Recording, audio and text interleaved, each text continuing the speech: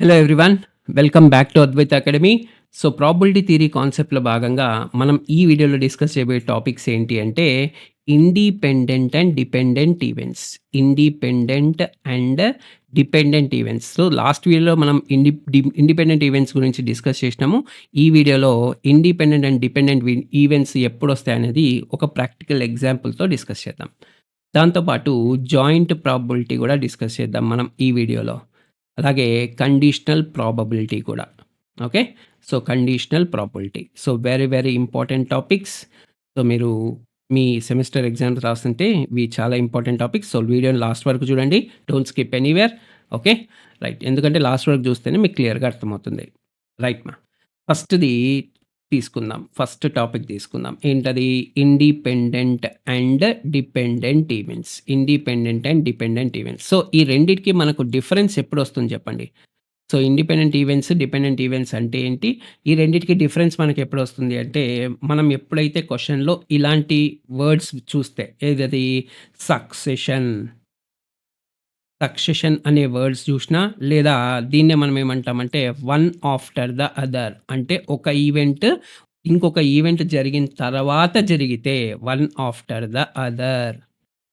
అంటే ఒక ఈవెంట్ జరిగిపోయిన తర్వాత ఇంకొక ఈవెంట్ జరిగితే అప్పుడు అంటే ఒకదాని తర్వాత ఒకటనమాట. 2 ఒకేసారి గాదు. సపోజ్ ఫర్ ఎగ్జాంపుల్ ఒక బ్యాగ్ ఉందనుకోండి. బ్యాగ్ ఉంది. సో, బ్యాగ్‌లో మనకు 10 green balls plus 20 red balls ఉన్నాయనుకోండి. The probability of drawing 2 red balls in succession అని అడగొచ్చు. The probability of drawing 2 red balls one after the other అని అడగొచ్చు. ఇలాంటి కేసెస్‌లో మనకు ఇండిపెండెంట్ అండ్ డిపెండెంట్ ఈవెంట్స్ అనే కాన్సెప్ట్ వస్తుంది. ఓకేనా? Let us take this as bag A. ఓకేనా? హ్మ్. సో, ఇప్పుడు ఇండిపెండెంట్ ఈవెంట్స్ అని ఎప్పుడంటామంటే, ఇండిపెండెంట్ ఈవెంట్స్ అని ఎప్పుడంటామంటే, విత్ రీప్లేస్‌మెంట్. మీరు ఈ టర్మ్ గనక చూస్తే అవి ఇండిపెండెంట్ ఈవెంట్ అవుతుంది. మళ్ళీ ఇది కూడా ఇంపార్టెంట్.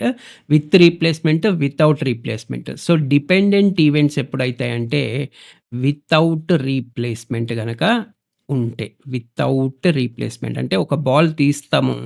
ఓకే. సో, ఒక బాల్ తీస్తాము. మళ్ళీ ఆ బాల్‌ని రీప్లేస్ చేయకపోతే అది డిపెండెంటు. రీప్లేస్ చేస్తే ఇండిపెండెంటు. ఓకే.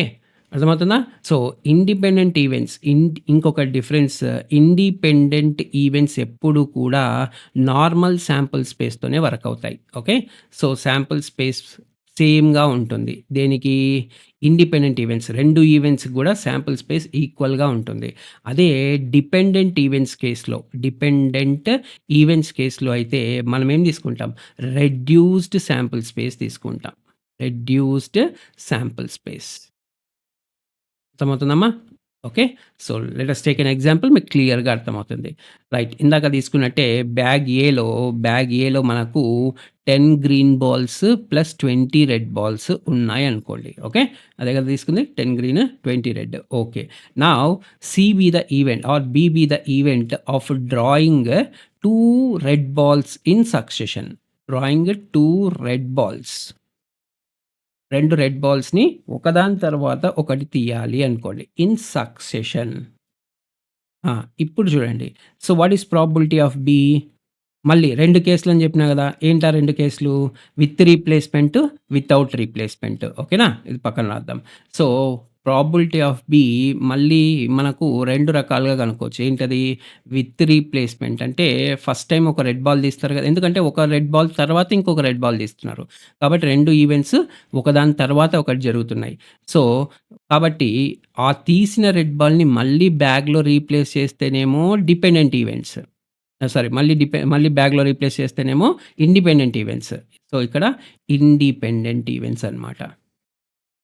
Independent events. ఇక్కడ డిపెండెంట్ ఈవెంట్స్. బాగా అర్థం చేసుకోండి. మీకు అర్థమవుతది. No problem. సో, ఇప్పుడు పి ఆఫ్ బి చెప్పండి. సో, ఇక్కడ టోటల్‌గా ఎన్ని బాల్స్ ఉన్నాయి? టోటల్‌గా మనకు 30 బాల్స్ ఉన్నాయి. సో, ఒక రెడ్ బాల్‌ని తీయడానికి ప్రాబబిలిటీ ఎంత? సో, టోటల్‌గా 30 బాల్స్ ఉన్నాయి. అందులోంచి ఒక బాల్ అంటే 30C1. రెడ్ బాల్‌ని తీయాలంటే 20C1. So, 20/30 into okay. అంటే ఒక బాల్‌ని తీసినావు. ఒక బాల్‌ని తీసినప్పుడు ఓకే. ఇంకా మిగిలిన బాల్స్ ఎన్నున్నాయి అక్కడ బ్యాగ్‌లో 29 కానీ మీరు మళ్ళీ ఏం చేస్తున్నారు?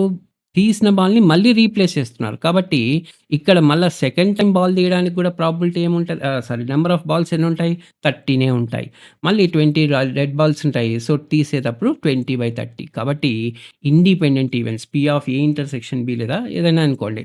సో, రెండిటికి కూడా మనకు 20/30, 20/30 ఇక్కడ శాంపుల్ స్పేస్ అనేది మారట్లేదు. 30నే ఉంది. అదే మీరు వితౌట్ రీప్లేస్‌మెంట్ తీసినారనుకోండి. ఫస్ట్ రెడ్ బాల్ తీయడానికి మీకు టోటల్‌గా బ్యాగ్‌లో మీకు 20 రెడ్ బాల్స్ ఉన్నాయి. టోటల్‌గా 30 ఓకే. 30 బాల్స్ ఉన్నాయి. కాబట్టి అందులోంచి 20 రెడ్ బాల్స్ నుంచి ఒకటి తీయాలంటే 20C1/30C1 అంతే. అర్థమైందా? సో, ఇప్పుడు సపోజ్ మీకు బ్యాగ్ ఏలో బ్యాగ్ ఏలో మనకి first 10 red balls 20 sorry 10 green balls 10 green balls, 20 red balls ఉండేవి. ఫస్ట్ మీరేం జేసినారు ఇప్పుడు ఒక రెడ్ బాల్ తీసినారు. సో, టోటల్‌గా 30 ఉన్నాయి. 30 డివైడెడ్ బై ఒక రెడ్ బాల్ తీయడం అంటే 20 తీసినారు. ఒక బాల్ తీసేసి మీరు రీప్లేస్ చేయట్లేదు కాబట్టి ఇప్పుడేమైపోతది 19 రెడ్ బాల్సే ఉంటాయి. ఫస్ట్ ఈవెంట్ అయిపోయిన తర్వాత. సెకండ్ ఈవెంట్ జరిగేటప్పుడు మనకు 19 రెడ్ బాల్సే ఉంటాయి. ఎందుకంటే మీరు రీప్లేస్ చేయట్లేదు కాబట్టి. So, second red ball draw జేయడానికి మీకు టోటల్ నంబర్ ఆఫ్ బాల్స్ ఎన్నున్నాయి ఇప్పుడు 29 10 + 19 29 ఉన్నాయి. ఎందుకంటే మీరు రీప్లేస్ చెయ్యట్లేదు కాబట్టి. And total number of red balls ఎన్నున్నాయి? 19. సో, కాబట్టి 19C1 అంటే 19/29 అయిపోతుంది. కాబట్టి ఇక్కడ చూస్తే మీరు ఇక్కడి నుంచి ఇక్కడికి 30 నుంచి 29కి ఏమైపోయింది? శాంపుల్ స్పేస్ డిక్రీజ్ అయిందా లేదా? కాబట్టే ఇక్కడ రాసినాననమాట. రెడ్యూస్డ్ శాంపుల్ స్పేస్‌తో డిపెండెంట్ ఈవెంట్స్ అనేవి ఉంటాయి. అర్థమవుతుందా? సో, మీరెప్పుడైనా సరే విత్ రీప్లేస్‌మెంట్ అన్నారా? ఇట్ ఈస్ అంటే సక్సెషన్ అనే వర్డ్ కనపడాలి. దాంతో పాటు విత్ రీప్లేస్‌మెంట్ కనపడిందా ఇండిపెండెంట్ ఈవెంట్స్. వితౌట్ రీప్లేస్‌మెంట్ కనపడిందా డిపెండెంట్ ఈవెంట్స్. డిపెండెంట్ ఈవెంట్స్ ఎప్పుడైనా గూడా మనం రెడ్యూస్డ్ శాంపుల్ స్పేస్‌తోనే ప్రాబబిలిటీ అనేది కనుక్కుంటాము. అర్థమైందమ్మా? సో, ఇది టోటల్‌గా ఇండిపెండెంట్ అండ్ డిపెండెంట్ ఈవెంట్స్ అంటే క్లియర్‌గా ఎక్స్‌ప్లనేషన్ అనమాట. సో, కాన్సెప్ట్ క్లియర్‌గా అర్థమైందనుకుంటున్నాను. So, please if you like the content please like this video. Like చేయడం మర్చిపోకండి. మీరు లైక్ చేయడం వల్ల యూట్యూబ్ ఇంకా కొంతమందికి నా వీడియో అనేది సజెస్ట్ చేస్తుంది. ఓకేనా? Right. So, let's go for the next very important topic which is joint probability. Joint probability. So joint probability. So, ఏంటి జాయింట్ ప్రాబబిలిటీ అంటే మీకు తెలిసిన ఎప్పుడో మనం నేర్చుకున్నదే. ఏంటది? P of A union B. P of A union B is equal to P of A plus P of B minus P of A intersection B. So, దీన్నే మనం ఏమంటాం? జాయింట్ ప్రాబబిలిటీ అంటాం. ఓకే. సో, ఒకవేళ మీకు 2 మార్క్స్‌కి అడిగితే కొద్దిగా ఇదొక్కటి రాసి వదిలేయకూడదు గదా! సో, కొద్దిగా థియరీ లాగా చెప్తాను మీకు. If a sample space consists of 2 events consists of 2 events 2 events which are which are not mutually exclusive. ఎందుకంటున్నా ఇట్లా which are not mutually exclusive అని? అప్పుడు P of A intersection B 0 అయిపోతది. ఒకవేళ మ్యూచువల్లీ ఎక్స్‌క్లూజివ్ అయితే P of A intersection B 0 తీసుకుంటాం. ఇదే joint probability కాన్సెప్ట్‌లో. Are not mutually exclusive. ఒకవేళ మ్యూచువల్లీ ఎక్స్‌క్లూజివ్ కాకపోతే అంటే అర్థమైంది? సో, ఇక్కడ ఒక ఈవెంట్ ఏ ఉంది అండ్ ఈవెంట్ బి ఉంది. అంటే రెండిట్లో కామన్‌గా కొన్ని ఈవెంట్స్ ఉన్నాయన్నమాట. అర్థమవుతుందా? సో, కామన్ ఎలిమెంట్స్ అనేవి రెండిట్లో ఉన్నాయి. Okay. And this is called A intersection B. This పార్ట్‌ని ఏమంటాం? ఏ ఇంటర్సెక్షన్ బి అంటాం. Okay. Which are not mutually exclusive. Then probability of then అప్పుడు మనం ఏం రాయొచ్చు? Probability of A union B is equal to P of A plus P of B minus P of A intersection B అన్నమాట. Okay. ఆ! So, ఒకవేళ 4 మార్క్స్‌కి అడిగినారనుకోండి, proof కూడా రాసుకోండి. ఓకే. సో, మనం జస్ట్ ప్రూవ్ చేద్దాం. వెరీ సింపుల్ ప్రూఫే. అంత పెద్ద ఇంపార్టెంట్ అంత పెద్ద కష్టం గూడా గాదు. So, very easy. సో, ఇప్పుడు P of A union B. A union B అంటే మనం ఏ విధంగా రాసుకోవచ్చు చెప్పండి? ఏ యూనియన్ బి అంటే మొత్తం అన్నమాట. ఏ యూనియన్ బి. యూనియన్ అంటే మొత్తం కలిపి. సో, మొత్తం కలిపి అన్నప్పుడు మనకు ఏమైతది? ఈ పార్ట్ ప్లస్ ఈ పార్ట్, ప్లస్ ఈ పార్ట్. అవునా? సో, ఈ పార్ట్ అంటే ఓన్లీ ఏ అనమాట. ఫస్ట్ పార్ట్ అంటే ఓన్లీ ఏ. సో, టోటల్‌గా P of A union B is equal to 1 + 2 + 3 అనమాట. సో, ఫస్ట్ పార్ట్ అంటే ఓన్లీ ఏ. Only A. ఇదేంటి ఏ ఇంటర్సెక్షన్ బి. ఇదేంటి only B. Only B. So, only A అంటే, only A అంటే మనమేం రాయొచ్చు? పి ఆఫ్, పి ఆఫ్ ఏ అంటే మనమేం రాయొచ్చు?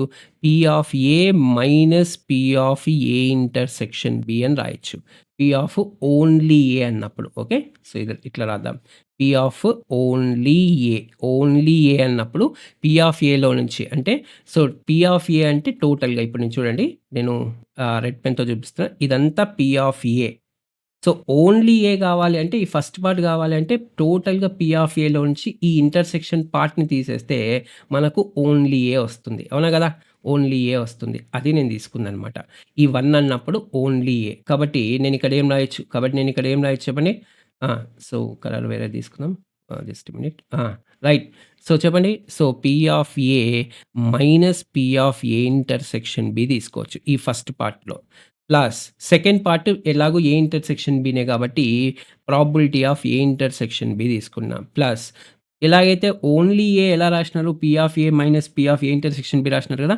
అలాగే ఓన్లీ బి అంటే ఏం రాస్తారు? P of B minus P of A intersection B రాస్తారు. అంతే.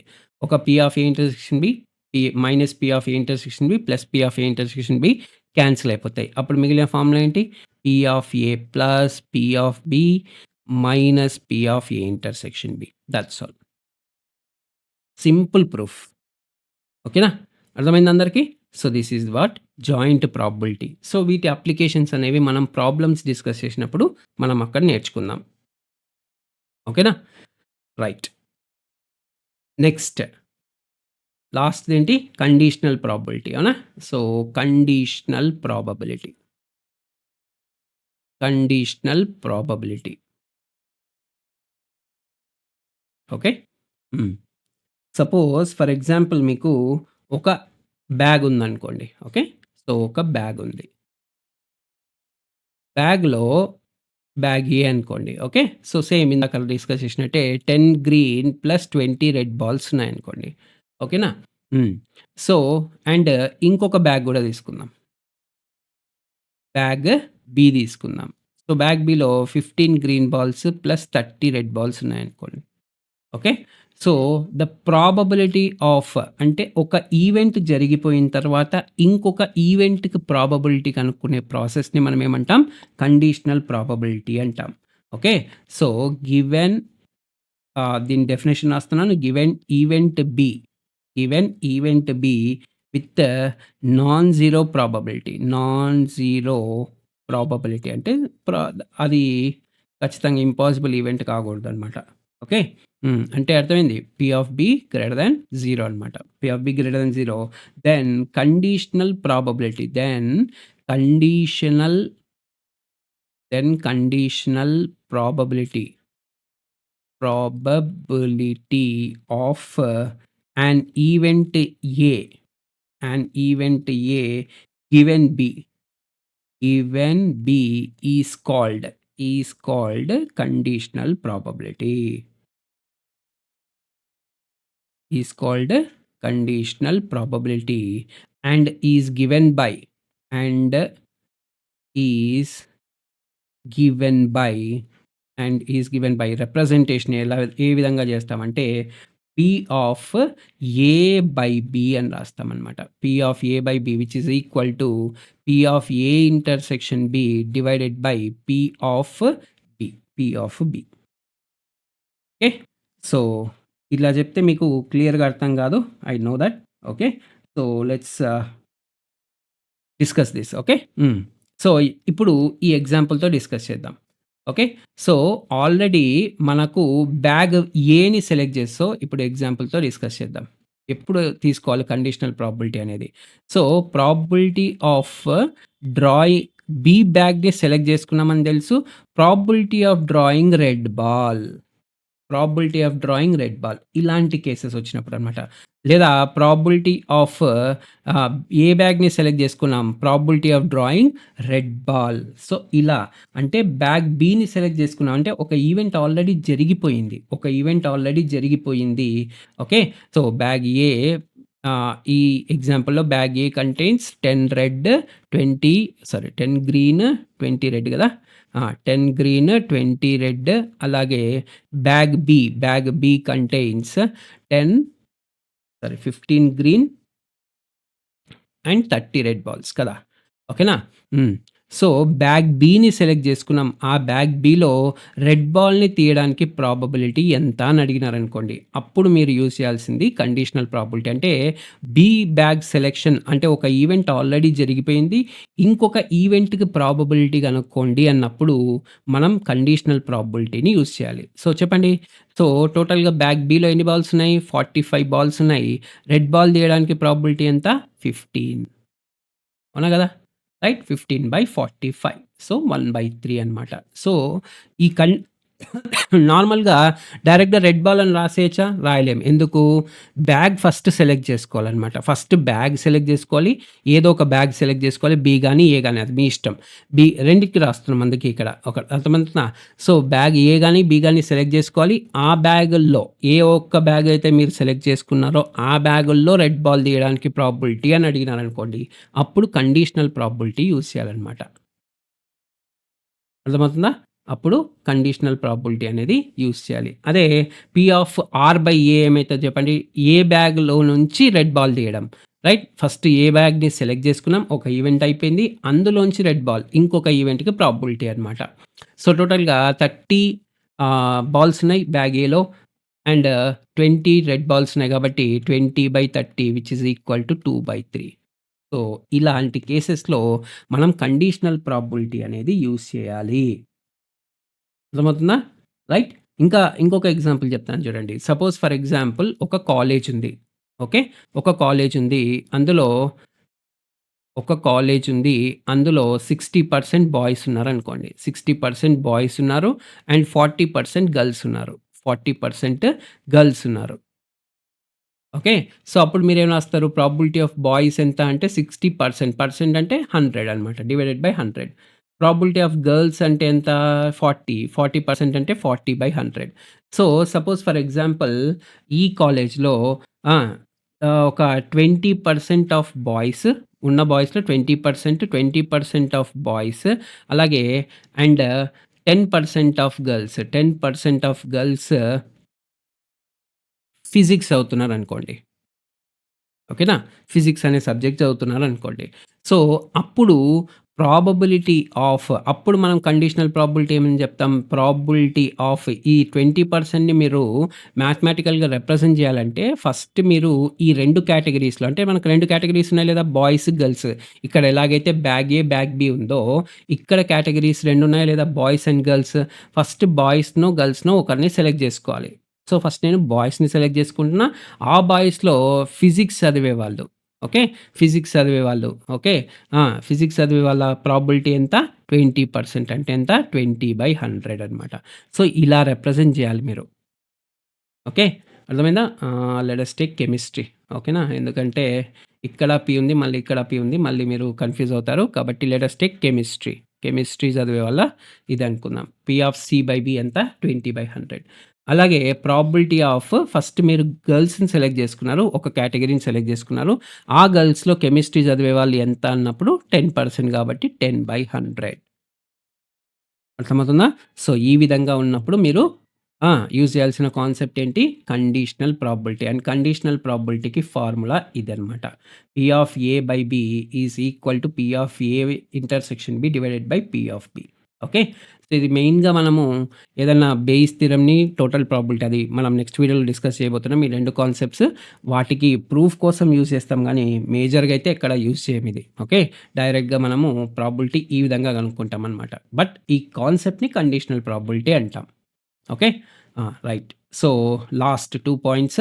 So, if A and B are mutually exclusive events. ఇది మీరు థియరిటికల్‌గా అంటే మీరు యూనివర్సిటీ ఎగ్జామ్స్ కోసం యూజ్ చేసుకోవచ్చు ఈ 2 పాయింట్స్. ఓకే. ఎక్కువ మార్క్స్ వస్తాయన్నమాట. If A and B are mutually exclusive events. Mutually exclusive events. మనం దీని గురించి లాస్ట్ వీడియోలో డిస్కస్ చేసినాం. ఎవరైనా చూడకపోతే కింద డిస్క్రిప్షన్‌లో ప్లేలిస్ట్ లింక్ ఇస్తున్నాను. అక్కడి నుంచి చూడండి. ఓకే. మ్యూచువల్లీ ఎక్స్‌క్లూజివ్ ఈవెంట్స్ అయితే then P of A intersection B ఏమైతది? P of A intersection B is equal to 0 గదా! అవునా గదా! సో, 0 కాబట్టి P of A by B conditional probability గూడా ఫార్ములా ఏంటి? P of A intersection B divided by P of B. కానీ P of A intersection బినే 0. 0 by P of B ఏదైనా గానీ P of B. So, అప్పుడేమైతది? 0 by anything 0నే. కాబట్టి P of conditional probability P of A by B కూడా 0నే. If A and B are mutually exclusive events. Okay. అదే రెండో case if A and B are independent events. If A and B are independent events. ఒకవేళ A and B అనేవి independent events. Independent events అంటే happening of one event does not effect the happening of other events. అవునా గదా! So, independent events అనుకోండి. అప్పుడు independent ఈవెంట్స్‌కి formula ఏం జెప్పినా మీకు. P of A intersection B is equal to P of A into P of B. అవునా గదా! Right. అప్పుడు probability of A by B ఏమైతది? A by B. So, P of A intersection B divided by P of B. కానీ P of A intersection B అంటే ఏంటి? P of A into P of బినా గదా! So, P of A into P of B divided by P of B. So, P of B cancel అయిపోతే this is equal to P of A. Okay. ఆ! ఇంకో point గుర్తుపెట్టుకోండి. ఒకవేళ మీకు ఏ by బినే గాకుండా B by ఏ గూడా రావచ్చు. ఏదైనా ఇప్పుడు ఫస్ట్ ఏ ఈవెంటే జరగాలని రూల్ ఏమైనా ఉందా? ఏ ఈవెంట్ తర్వాతనే బి ఈవెంట్ జరగాలని? నో. బి ఈవెంట్ తర్వాత ఏ ఈవెంట్ గూడా జరగొచ్చు కదా! సరేనా? రైట్. సో, ఇక్కడ బి ఈవెంట్ తర్వాత ఏ ఈవెంట్ జరిగిందిక్కడ. ఇక్కడ ఏ ఈవెంట్ ఫస్ట్ ఏదైతే ఫస్ట్ జరిగిందో అది డినామినేటర్‌లో రాయాలి. సో, ఫస్ట్ ఏ ఈవెంట్ జరిగింది. నెక్స్ట్ సెకండ్ వచ్చేసి బి ఈవెంట్ జరిగిందనమాట. ఇక్కడ ఈ కేస్‌లో ఫస్ట్ బి ఈవెంట్ జరిగింది. అండ్ సెకండ్ ఏ ఈవెంట్ జరగడానికి ప్రాబబిలిటీ అనమాట. ఏ ఈవెంట్ జరగడానికి ప్రాబబిలిటీ. అర్థమవుతుందా? ఏ ఈవెంట్ అయితే లాస్ట్‌లో జరుగుతుందో ఆ ఈవెంట్‌ని న్యూమరేటర్‌లో రాయాలి. ఏ ఈవెంట్ అయితే ఫస్ట్ జరుగుతుందో ఆ ఈవెంట్‌ని మనం డినామినేటర్‌లో రాయాలి. సో, ఇక్కడ ఈ ఎగ్జాంపుల్స్‌లో నేను మీకు చెప్పిన ఎగ్జాంపుల్స్‌లో ఫస్ట్ మనం బాయ్స్‌ని సెలెక్ట్ చేసుకుంటున్నాం.